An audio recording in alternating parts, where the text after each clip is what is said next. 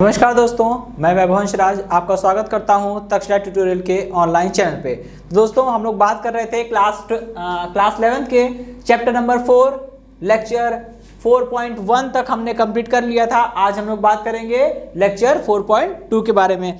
दोस्तों हमने पहले लेक्चर में न्यूटन की गति के नियम, संवेग, संरक्षण के नियम वगैरह इन सब के बारे में बात की थी। आज हम लोग उसके आगे बढ़ेंगे। और दोस्तों मैंने लास्ट लेक्चर में आपको जब न्यूटन की गति के 3 नियम बताए थे तो मैंने बताया था कि प्रथम नियम को तो जड़त्व का नियम भी कहते हैं, ठीक, ये भी बताया था क्यों कह रहे हैं। द्वितीय नियम को वास्तविक नियम कहते हैं और मैंने बताया था द्वितीय नियम को वास्तविक नियम इसलिए कहते हैं क्योंकि द्वितीय नियम ही एक ऐसा नियम है जिसकी सहायता से आप प्रथम और तृतीय नियम को सिद्ध कर सकते हैं, ठीक है। और देखिए ये क्वेश्चन यहां पर आ भी गया है। क्या बोल रहे हैं? न्यूटन की गति के द्वितीय नियम के आधार पर गति के प्रथम एवं तृतीय नियम की व्याख्या कीजिए, ठीक है। आपको सेकंड लॉ के बेसिस पे फर्स्ट लॉ और थर्ड लॉ प्रूफ करना है। तो आइए स्टार्ट करते हैं। चलिए फर्स्ट लॉ, ठीक है। अब हम लोग फर्स्ट लॉ के बारे में बात करेंगे। तो दोस्तों फर्स्ट लॉ था क्या, पहले इसको समझ लेते हैं, एक बार रिकॉल कर लेते हैं, क्योंकि अभी मैं यहाँ पे स्टेटमेंट लिखूंगा, प्रूफ हो जाएगा, 2 लाइन में छोटा सा प्रूफ है, तो उसको समझ में आना चाहिए ना कि ये प्रूफ हो गया है तो किस तरह से क्या कह रहा है ये। और अगर जो प्रूफ करके जो आएगा उसका स्टेटमेंट और फर्स्ट लॉ का स्टेटमेंट मैच करता है तो हम कहेंगे हाँ प्रूफ हो गया, ठीक है। न्यूटन ने अपने फर्स्ट लॉ ऑफ मोशन में ये बोला था कि यदि कोई वस्तु स्थिर अवस्था में है तो वो स्थिर अवस्था में रहेगी, अगर कोई वस्तु एक समान वेग से चल रही है तो वो चलती ही रहेगी जब तक कि उस पर कोई बाह्य बल लगा के उसे डिस्टर्ब ना किया जाए, ठीक है। आइए देखते हैं। सबसे पहले ठीक है, गति के द्वितीय नियमानुसार क्या होगा, dp अपॉन में dt is equal to f, ठीक है, लगने वाला बल। देखिए हमको पता है कि P बराबर कितना होता है, P बराबर होता है m इंटू वी। तो यहां रख दीजिए समीकरण 1 में, ठीक है। समीकरण 1 में P बराबर mv रखने पर रखिए जरा, कितना हो जाएगा, ये हो जाएगा d by D T of mv, ठीक है। चलिए और इधर तो f एज इट इज रहेगा। अब देखिए यहां पे हम क्या कर रहे हैं, mv का समय के सापेक्ष अवकलन कर रहे हैं, ठीक है। और दोस्तों अवकलन करने में देखिए यहाँ पे 2 फलन है, एक है m एक है v, और m तो कांस्टेंट है, एक्चुअल में उसे फलन बोलना ठीक नहीं रहेगा क्योंकि वो कांस्टेंट है। फलन वो चीज होती है जो किसी अन्य राशि के साथ परिवर्तित हो, ठीक है। यहाँ पे द्रव्यमान परिवर्तित नहीं हो रहा है, खैर ये कांस्टेंट है तो ये बाहर आ जाएगा और अंदर क्या बचेगा, अंदर बचेगा dv upon dv by dt, ठीक है, इज इक्वल टू f, ठीक। चलिए भाई इतनी बात समझ में आ गई। अब देखिए यदि बाह्य बल 0 हो, यदि बाह्य बल 0 हो यानी f बराबर 0 हो तब क्या होगा, तब इसको समीकरण नंबर 2 मानिए और यहीं से कंटिन्यू करेंगे, ठीक है। यदि f बराबर 0 तब समीकरण 2 से ये हो जाएगा m dv by dt is equal to 0, ठीक है। यहां से क्या निकल के आएगा, यहां से निकल के आएगा dv by dt is equal to 0, ठीक, ओके। अब देखिए यहां से जरा समाकलन करिए, ये हो जाएगा dv इज इक्वल टू 0, ठीक। और देखिए वही चीज आ गई ना कि किसी चीज का अवकलन कर रहे हैं तो वो 0 के बराबर आ रहा है, इसका मतलब वो चीज क्या होगी, कांस्टेंट होगी, क्योंकि अगर कांस्टेंट का ही अवकलन करते हैं हम लोग तभी वो 0 आता है। और यहाँ पे v का अवकलन करने पे 0 आ रहा है, इसका केवल एक मतलब निकलता है कि v क्या है दोस्तों, v कांस्टेंट है, ठीक है, v इज अ कांस्टेंट। अब देखिए अब जरा इसको मैच कराइए प्रथम नियम से। प्रथम नियम में न्यूटन ने कहा था अगर किसी वस्तु पे बल 0 लग रहा है, कोई कुल बाह्य बल 0 है, मतलब किसी वस्तु पे कोई भी बाह्य बल नहीं लग रहा है या कुल बाह्य बल 0 है। देखिए कोई बल ना लगना और कुल बाह्य बल का 0 होना दोनों अलग अलग बातें हैं।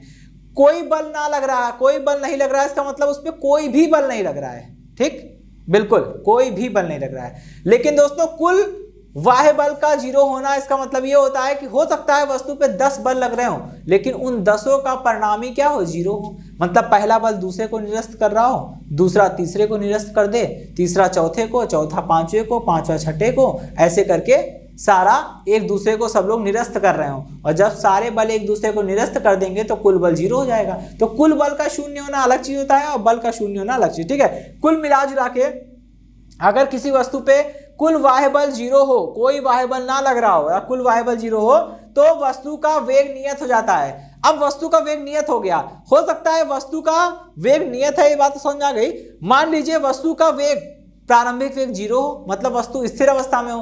तो अगर वस्तु स्थिर अवस्था में है मतलब उसका प्रारंभिक वेग 0 है, तो ये कह रहा है कि वो 0 ही रहेगा, वेग स्थिर रहेगा, वेग 0 था 0 ही रहेगा, वस्तु रुकी रहेगी। अगर मान लीजिए कोई वाहन है वो 40 किलोमीटर प्रति घंटा की रफ्तार से भाग रहा है और उस पर कोई बल नहीं लग रहा है, जब उस पर कोई बल नहीं लगेगा तो न्यूटन कहते हैं कि वेग जो है वो स्थिर हो गया है, और समीकरण भी कह रही है वेग स्थिर हो जाएगा। इस केस में अगर किसी वस्तु पे कोई बाह्य बल ना लगे तो वस्तु का वेग नियत हो जाएगा। मतलब अगर कोई वाहन 40 किलोमीटर प्रति घंटा की रफ्तार से भाग रहा है और उस पर कोई भी बल नहीं लग रहा है तो वो वाहन, उस वाहन का वेग नियत हो जाएगा और वो वाहन 40 किलोमीटर प्रति घंटा की रफ्तार से ही भागता जाएगा, कहीं रुकेगा ही नहीं। ठीक है, यही न्यूटन ने भी बोला था। ठीक, तो अगर कोई वस्तु स्थिर अवस्था में है तो स्थिर रहेगी, गतिमान अवस्था में है तो गति करती रहेगी जब तक कि उस पर कोई बाह्य बल ना लगाया जाए। ठीक, तो देखिए यहां से द्वितीय नियम की सहायता से पहला नियम प्रूफ हो गया। ठीक है, अब हम लोग द्वितीय नियम की सहायता से सीधा थर्ड लॉ प्रूफ करेंगे। ठीक है, तो चलिए ये दोस्तों देखिए यहाँ पे थर्ड लॉ प्रूफ करने से पहले हमने 2 ऑब्जेक्ट ले लिए हैं। ठीक है, क्योंकि थर्ड लॉ किससे रिलेटेड है, क्रिया और प्रतिक्रिया बल से रिलेटेड है। तो क्रिया और प्रतिक्रिया बल तभी लगेंगे ना, तभी हमको देखने को मिलेंगे जब कम से कम 2 ऑब्जेक्ट हो, क्योंकि भाई एक वस्तु बल लगाएगी और दूसरे वस्तु पर बल लगाएगी तो कम से कम 2 ऑब्जेक्ट होने चाहिए। तो यहाँ मेरे पास मैंने 2 ऑब्जेक्ट ले लिए, object A object B. Object A जो है, ठीक है, ऑब्जेक्ट ए जो है वो उसका द्रव्यमान ma है और ऑब्जेक्ट बी जो है उसका द्रव्यमान mb है। ठीक है, ऑब्जेक्ट ए का वेग va और ऑब्जेक्ट बी का वेग vb है, दोनों एक दूसरे की ओर भागते हुए आ रहे हैं, टक्कर होगी, एक दूसरे पर बल लगाएंगे, फिर दोनों सेपरेट हो जाएंगे। चलिए इसी पे हम बात करते हैं। सबसे पहले हम फर्स्ट वाले ऑब्जेक्ट को लेके चलते हैं। ठीक है, तो पहली वस्तु के संघट्ट के लिए न्यूटन के गति के द्वितीय नियम से आइए अप्लाई करिए जरा, कितना हो जाएगा, ये हो जाएगा dpa बाई dt। ठीक है, पहला नियम लगाते हैं इसके टक्कर के लिए, dpa by dt is equal to कितना हो जाएगा, fab into dt, sorry fab। ठीक है, ठीक, ओके, यहां से हम इसको क्या लिख सकते हैं, इसी चीज को हम लिख सकते हैं कि d of PA is equal to FAB into dt, equation number 1। ठीक है, दूसरी वस्तु के संघट्ट के लिए न्यूटन के गति के द्वितीय नियम से अप्लाई करिए। दूसरी वस्तु की बात कर रहे हैं तो यहाँ पे संवेग भी किसका लेंगे, दूसरी वस्तु का संवेग लेंगे, और दूसरी वस्तु के लिए सब कुछ हमने b माना हुआ है, तो जैसे द्रव्यमान को mb माना है, वेग को vb माना है, तो संवेग को p भी मान लेंगे। ठीक है, खैर चलिए आगे बढ़ता हूँ, यहाँ पे हो जाएगा FBA। ठीक है, क्योंकि जिस वस्तु की हम लोग बात करते हैं ना दोस्तों, ठीक है, जिस वस्तु की हम लोग बात करते हैं, जिस वस्तु के लिए संवेग में परिवर्तन निकालते हैं, बल भी उस पर लगना चाहिए। और देखिए मैंने यहाँ क्या लिखा है, B पहले लिखा है, A बाद में लिखा है, इसका मतलब वस्तु B पर बल लग रहा है और वस्तु A के कारण बल लग रहा है। ठीक, जैसे यहाँ पे देखिए FAB लिखा है, A पहले लिखा है, मतलब वस्तु A पर बल लग रहा है, और B बाद में लिखा है तो B के कारण लग रहा है। ठीक, दोनों जस्ट उल्टा है, यहाँ पे A पर B के कारण लग रहा है, यहाँ B पर A के कारण लग रहा है। खैर चलिए आगे बढ़ता हूँ, और ये आ जाएगा DPB is equal to FBA cross DT, equation number 2। ठीक है, चलिए अब इक्वेशन 1 और 2 को ऐड करिए, कितना हो जाएगा, ये हो जाएगा DPA प्लस D। दोस्तों देखिए इक्वेशन 1 और इक्वेशन 2 को ऐड कर रहे हैं, कितना हो जाएगा, DPA plus DPB is equal to FAB into dt plus FBA into dt। ठीक, अब देखिए क्या मैं इसको ऐसे लिख सकता हूं, बिल्कुल कॉमन ले लिया इधर से इधर से। और ये दोस्तों ये मत समझिएगा कि मैंने डी को कॉमन लिया है, ऐसा नहीं है। ठीक है, डी ऑपरेटर है, जैसे मैंने आपको बताया था शुरुआत में, जब चैप्टर नंबर 2 की शुरुआत हुई थी, सॉरी 2 का एंड हुआ था, तब मैंने आपको बताया था कुछ अवकलन और समाकलन से रिलेटेड कुछ फॉर्मूले। ठीक है, जैसे मैंने बताया था, ये लिखा है D by D T of X plus Y, तो आप इसको क्या लिख सकते हैं, इसको लिख सकते हैं D by D T of X. ठीक है, D by D T of X plus D by D T of Y. ठीक, सिंपल। तो वही चीज यहाँ भी है ना, इसी चीज को हमने यहाँ पे लगाया हुआ है, ये कॉमन नहीं लिया गया है, ये सब ऑपरेटर होते हैं, लेकिन ये ऑपरेटर जो होता है वो लीनियर होता है और डिस्ट्रीब्यूटिव होता है, यानी कि ये ऑपरेटर जो है वो रेखीय होता है और वितरण नियम का पालन करता है। देखिए x प्लस वाई था तो डी बाई डी टी एक बार x के साथ चला गया, फिर बीच में प्लस आया, फिर D by D T Y के साथ चला गया, सिंपल है ना। चलिए तो अब देखिए मैं इसके आगे बढ़ता हूं, यहां मैंने dt कॉमन लिया है लेकिन यहां पे d कॉमन नहीं लिया कि वो ऑपरेटर है, ठीक है। चलिए अभी देखिए, अब हमको पता है परंतु pa प्लस pb क्या होते हैं, कांस्टेंट होते हैं, pa प्लस pb कांस्टेंट है, और जब pa प्लस pb कांस्टेंट है तो उसका अवकलन 0 हो जाएगा, ठीक है। d of pa plus pb ये क्या हो जाएगा, ये पूरा 0 हो जाएगा, और जब ये 0 हो जाएगा तो यहाँ रख दीजिए जरा, इसको मैं इक्वेशन नंबर 3 मान लेता हूं, ठीक है। यहाँ पुट करिए, ये हो जाएगा 0 is equal to ab plus F B A into D T, ठीक है। अब देखिए यहाँ पे F A B plus F B A bracket के बाहर डी टी, ये पूरा 0 के बराबर है, इसका मतलब क्या हुआ, इसका मतलब ये होता है कि F A B plus F B A equal to 0, और इसका सिर्फ और सिर्फ एक मतलब निकल रहा है कि F A B is equal to minus time F B A, ठीक है। चलिए तो बस इतना सा था, ठीक है। तो देखिए यहां से जो लास्ट में जो इक्वेशन जो रिजल्ट निकल के आ रहा है इसको मैं इक्वेशन 4 ही बोल देता हूं, ठीक है। तो जो दोस्तों लास्ट में जो रिजल्ट निकल के आ रहा है वो ये कह रहा है कि वस्तु A पर B के कारण लगने वाला बल वस्तु B पर A के कारण लगने वाले बल के बराबर है और विपरीत दिशा में है, ठीक है।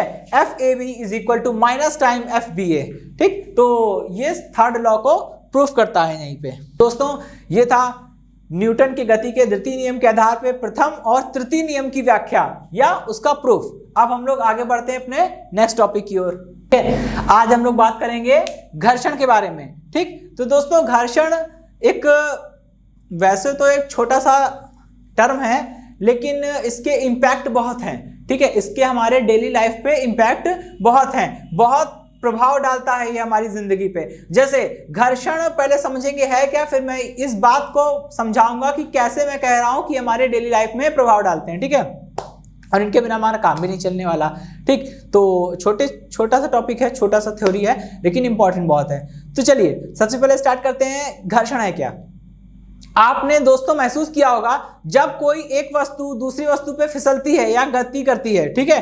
तो जब कोई एक वस्तु दूसरी वस्तु पे फिसलती है या गति करती है तो आपने ये महसूस किया होगा कि जो वस्तु गति कर रही है उस वस्तु के गति में थोड़ा सा अवरोध उत्पन्न हो रहा है, थोड़ी सी बाधा उत्पन्न हो रही है, ठीक है। तो ये बाधा या ये अवरोध उत्पन्न करने का काम कौन करता है, घर्षण बल। कहते हैं जब कोई एक वस्तु किसी अन्य वस्तु पर फिसलती हुई गति करती है तब दोनों वस्तुओं के संपर्क तल के समांतर परंतु गति की विपरीत दिशा में एक बल कार्य करता है जिसे घर्षण बल बोलते हैं, ठीक है। इस चीज को हम लोग ऐसे समझ सकते हैं, ठीक है। ये वस्तु है, ये कोई तल है, ये वस्तु रखी है इस तल पे, ये वस्तु गति करेगी तो इसी तल पे तो गति करेगी, बिल्कुल। अब देखिए दोस्तों यहाँ पे दो तल हैं, दो प्लेन है। पहला प्लेन इस वस्तु का बॉटम प्लेन है, दूसरा प्लेन जो है वो ये प्लेन है जिसपे वस्तु रखी हुई है। जब ये वस्तु सपोज करिए हमने इस पे बल लगाया इधर की ओर, ठीक है। जब हम इस पे इधर की ओर बल लगाएंगे, इसको इधर की ओर पुश करेंगे तो ये मूव करना शुरू कर देगी इस दिशा में, ठीक है। और दोस्तों जिस दिशा में वस्तु गति करती है वेग भी तो उसी दिशा में होता है, तो वेग भी उसी दिशा में होगा। या इनफैक्ट हम यूं कह लें जिस दिशा में बल होता है उसी दिशा में वस्तु गति करती है, वही वेग की दिशा होती है, ठीक है।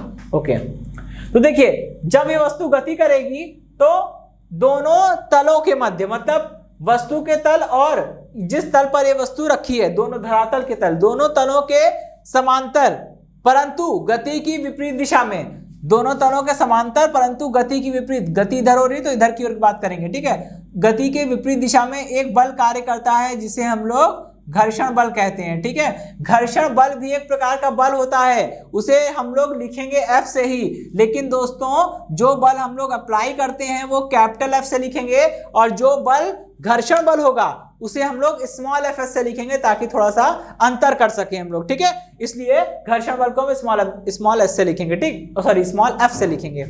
तो दोस्तों एक बार डेफिनेशन को फिर से बोलता हूं, आप इस चित्र को देखिएगा, मेरे शब्दों को सुनिएगा तो बेहतर समझ में आएगा, ठीक है। बोलेंगे जब कोई वस्तु किसी तल पर फिसलती हुई गति करती है तब दोनों वस्तुओं के संपर्क तल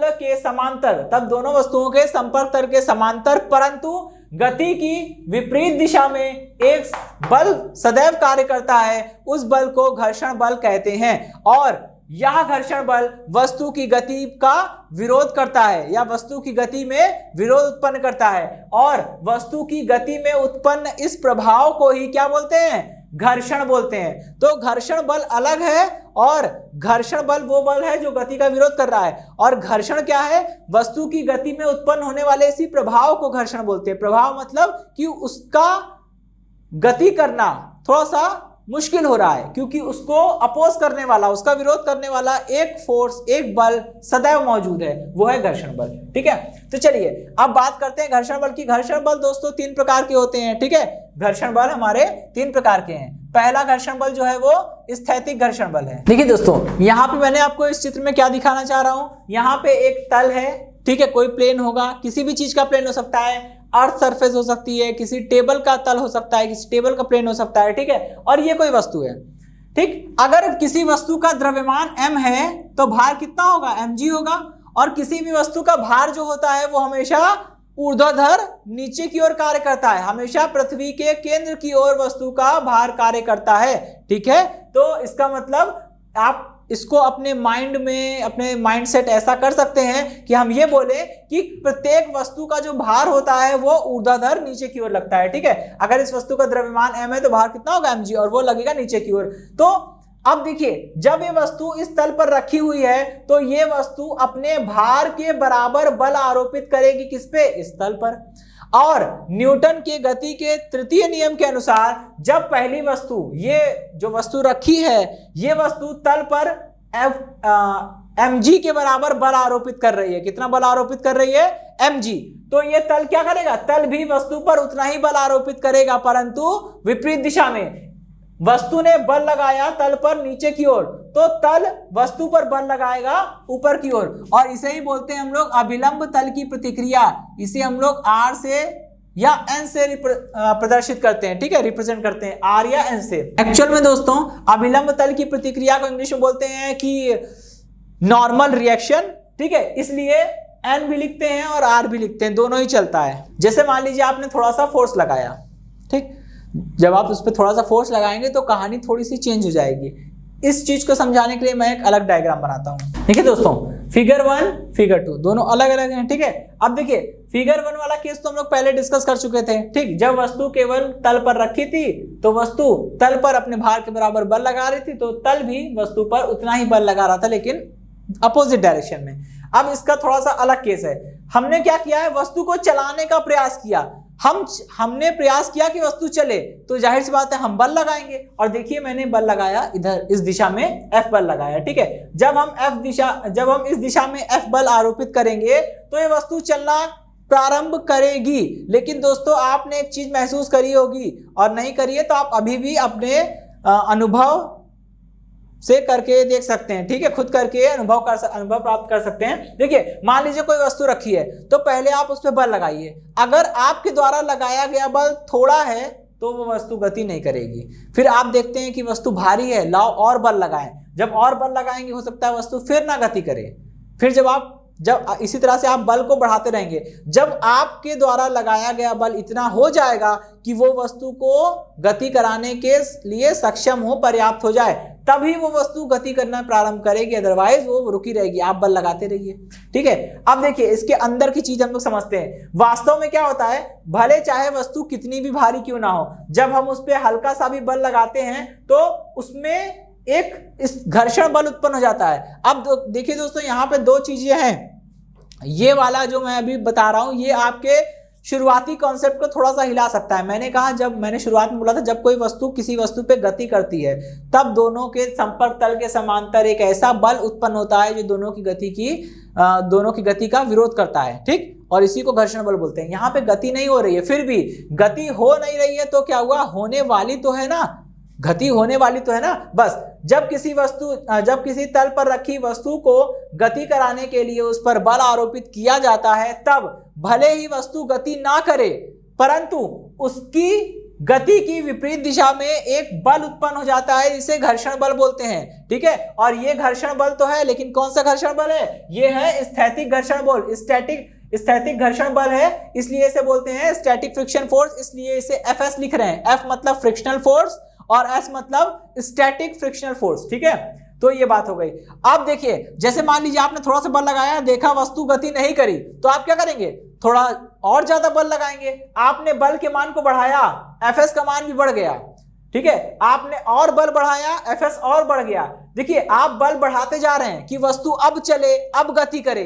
ठीक है, आप बल बढ़ाते जा रहे हैं और बल बढ़ाते जा रहे हैं तो इधर घर्षण बल भी बढ़ता जा रहा है। भाई घर्षण बल क्या कर रहा है, आपके द्वारा लगाए गए बल का विरोध कर रहा है। आप जितना ज्यादा बल लगा रहे हो, घर्षण बल भी उतना ही बढ़ जा रहा है। सपोज करिए, मान लीजिए आपने 5 न्यूटन का बल लगाया, तो घर्षण बल भी 5 न्यूटन हो गया। अब वस्तु पे इस दिशा में आगे की ओर 5 न्यूटन बल लग रहा है जो आपने लगाया, वस्तु पे पीछे की ओर भी 5 न्यूटन का बल लग रहा है जो घर्षण बल है। अब बताइए, वस्तु पे कार्य करने वाला कुल बल तो 0 हो गया, 5 न्यूटन का बल आगे, 5 न्यूटन का बल पीछे, दोनों कैंसिल हो गए, बात खत्म। ठीक है, अब क्या हुआ, आपने देखा वस्तु गति नहीं कर रही, आपने इसको बढ़ाया, 5 से 10 किया, तो आपने 5 न्यूटन से बढ़ा के बल को 10 न्यूटन कर दिया, घर्षण बल भी बढ़कर 10 न्यूटन हो गया। अब देखिए 10 न्यूटन दोनों कैंसिल, फिर क्या, फिर 0, फिर से पूरा 0 हो गया। ठीक है, अभी भी वस्तु गति नहीं करी, लेकिन दोस्तों एक लिमिट आएगी,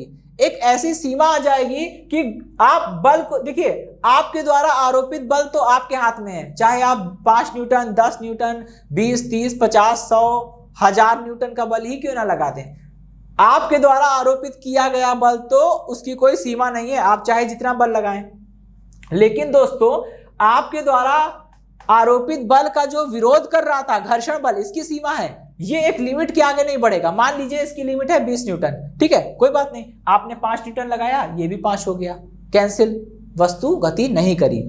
आपने 10 न्यूटन का बल लगाया, ये भी 10 हो गया, दोनों कैंसिल हो गए, फिर से वस्तु की गति नहीं हुई। आपने 15 लगाया, ये भी 15 हो गया, गति नहीं हुई। आपने 20 लगाया, ये भी 20 हो गया, गति नहीं हुई। लेकिन दोस्तों जैसे ही आप अब बल बढ़ाएंगे, 20 से बढ़ा के आपने 25 न्यूटन का बल यहां पे लगाया कि वस्तु गति करे, जैसे आप 25 न्यूटन का बल लगाएंगे तो इस 25 न्यूटन के बल का विरोध करने के लिए विपरीत दिशा में बल को, घर्षण बल को 25 न्यूटन होना चाहिए। लेकिन मैंने बताया घर्षण बल की एक लिमिट होती है, ठीक है, और अगर इसकी लिमिट 20 न्यूटन की है और आपने इधर 25 न्यूटन लगा दिया है तो 25 न्यूटन को 20 न्यूटन न्यूट्रलाइज नहीं कर सकता, हाँ कम जरूर कर सकता है। तो अब क्या है, इधर की ओर आगे की दिशा में 25 न्यूटन का बल लग रहा है, पीछे की दिशा में घर्षण बल है 20 न्यूटन का, तो अब परिणामी 0 नहीं होगा, परिणामी किधर आएगा, आगे की दिशा में आएगा, 5 न्यूटन का बल लगेगा, तो वस्तु पर कार्य करने वाला कुल बल अब 0 नहीं है, अब वस्तु गति करना प्रारंभ कर देगी। और अब चाहे आप आरोपित बल को जितना बढ़ाइए, घर्षण बल तो बढ़ने वाला नहीं है, वो अपनी जगह पे फिक्स हो जाएगा। ठीक है, तो कहने का मतलब ये है, जब किसी वस्तु को चलाने के लिए हम बल आरोपित करते हैं, भले वस्तु गति ना भी करे, उस समय भी वस्तु की गति की दिशा या बल की दिशा के विपरीत दिशा में सदैव एक बल उत्पन्न हो जाता है जो गति का विरोध करने का प्रयास करता है, और इसी बल को हम लोग स्थैतिक घर्षण बल बोलते हैं। ठीक है, चलिए भाई, ये तो पहले वाला बल हो गया। ठीक, अब हम लोग जानेंगे घर्षण बल का दूसरा टाइप, सीमांत स्थैतिक घर्षण बल यानी कि लिमिटिंग स्टैटिक फ्रिक्शन फोर्स। तो लिमिटिंग स्टैटिक फ्रिक्शन फोर्स, इसका मतलब क्या है, अभी मैंने आपको बताया ना कि घर्षण बल की एक सीमा होती है, बस यहीं पे सारी कहानी आके रुक जाएगी।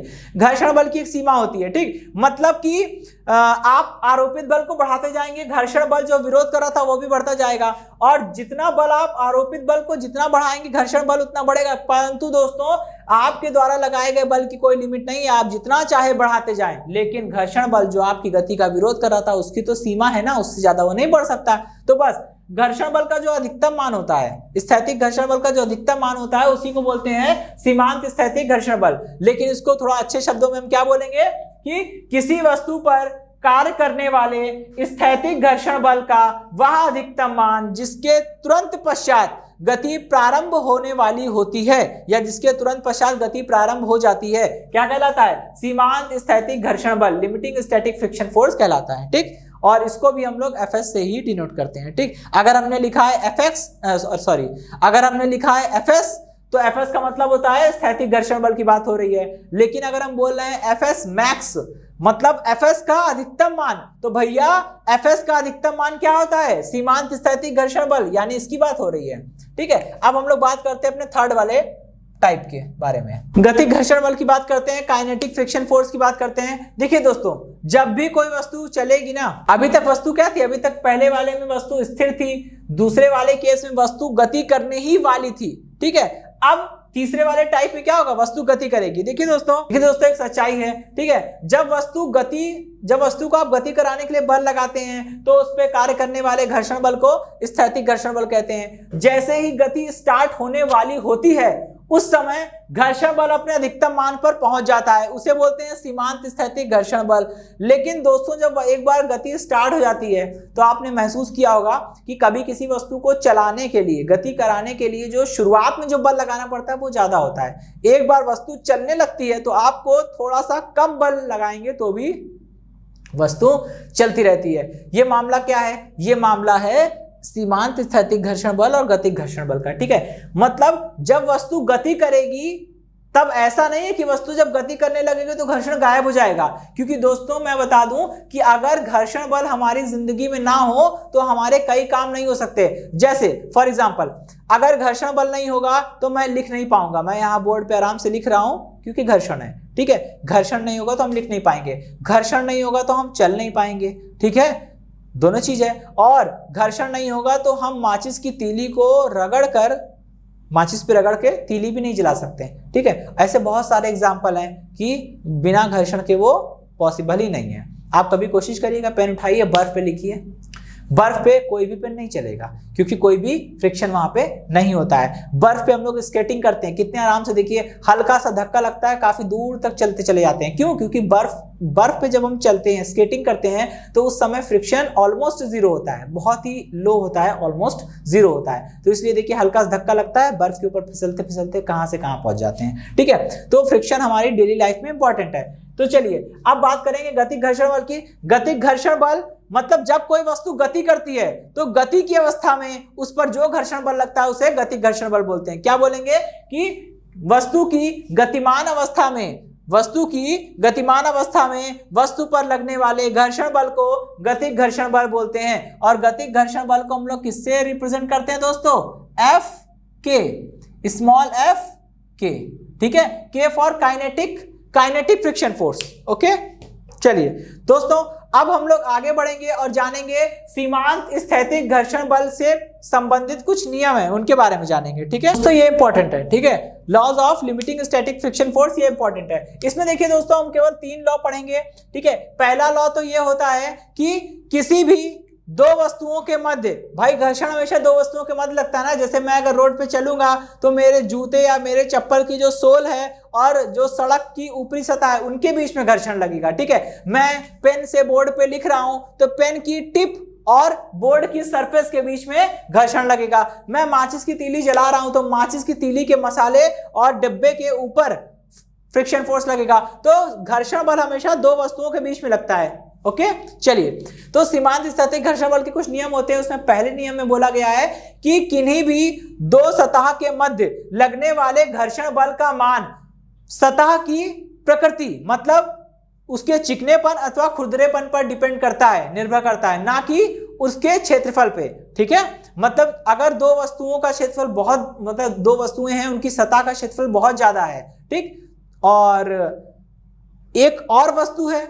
एक और सिस्टम है जिसमें उसी पदार्थ की सतह है लेकिन उसका क्षेत्रफल कम है, तो दोनों जगह फ्रिक्शन समान होगा क्योंकि दोनों की सतह, या तो दोनों की सतह बराबर की चिकनी होगी या दोनों की सतह बराबर की खुरदरी होगी, रफ होगी या स्मूथ सरफेस होगी। ठीक, तो दो वस्तुओं के बीच में लगने वाला जो घर्षण बल होता है वो सतह की प्रकृति, चिकनेपन अथवा खुरदरेपन पर निर्भर करता है, ना कि इस बात पर निर्भर करता है कि उनका क्षेत्रफल कितना है।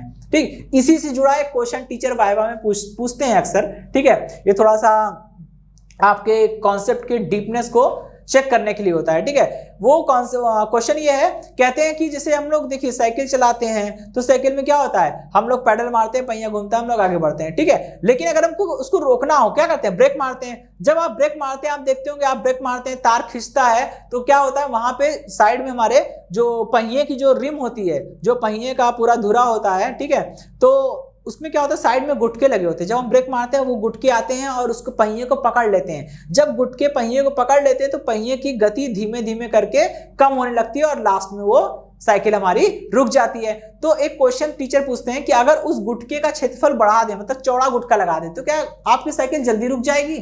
जवाब है बिल्कुल नहीं। साइकिल जैसे पहले रुक रही थी वैसे अब भी रुकेगी। ठीक, क्योंकि साइकिल रुकती है घर्षण की वजह से। देखिए आपने ब्रेक लगाया, साइड से दोनों गुटके आए, उन्होंने पहिए को जकड़ लिया। जब गुटके ने पहिए को जकड़ लिया तो पहिए का घूमना जो है मुश्किल हो गया और ये गुटके उसको पकड़े हुए हैं और पहिया तुरंत तो साइकिल रुक नहीं जाती, थोड़ी देर तक पहिया घूमता है। ठीक है, तो जब गुटकों ने पहिए को पकड़ लिया तो क्या हुआ, गुटके और पहिए के बीच में घर्षण बल लग रहा है। अब घर्षण बल जितना ज्यादा होगा साइकिल उतनी जल्दी रुकेगी। लेकिन दोस्तों घर्षण बल का मान तो निर्भर करता है चिकनेपन अथवा खुरदरेपन पे, तो डिपेंड करता है कि आपकी साइकिल का पहिया कैसा है, रफ है या स्मूथ है, वो उस पर निर्भर करता है। गुटका कैसा है, गुटके की सतह कैसी है, रफ है, स्मूथ है, इस पर डिपेंड करता है। ठीक है, ना कि इस चीज पे डिपेंड करता है कि वो उसमें उसका क्षेत्रफल कितना है। तो बड़ा गुटका लगा देंगे तो भी साइकिल जल्दी रुक जाएगी, ऐसा कॉन्सेप्ट बिल्कुल गलत है। ठीक है, तो ये क्वेश्चन बाय वाला था जो कि पहले वाले नियम पे बेस्ड था। ठीक है, अब हम लोग दोस्तों अब हम लोग देखते हैं अपना दूसरा नियम। ठीक है, दूसरे नियम में देखिए क्या बोला जा रहा है। देखिए दोस्तों सेकंड नियम में हमको ये बोला गया था कि किसी भी वस्तु, अगर हम बात करें वस्तु की, ठीक है, तो जो घर्षण बल लगता है, ठीक है, उसका जो मान होता है वो अभिलंब तल की प्रतिक्रिया के अनुक्रमानुपाती होता है। ठीक, अभिलंब तल की प्रतिक्रिया के अनुक्रमानुपाती होता है, इसका मतलब, अच्छा दोस्तों पहले हम लोग, ये तो तीसरा नियम है। ठीक है, इससे पहले हम लोग दूसरा नियम डिस्कस कर लेते हैं। दूसरा नियम दोस्तों ये था, पहला पढ़ चुके हैं। दूसरा नियम ये है कि जो वस्तुओं के मध्य, दोनों वस्तुओं के मध्य जो घर्षण बल लगता है वो सदैव गति की विपरीत दिशा में कार्यरत होता है। ये बात तो मैं आपको स्टार्टिंग में ही बता चुका हूं, जब मैं बता रहा था कि घर्षण होता क्या है तभी मैं बता चुका हूं। ठीक है, तो ये तो वही चीज है।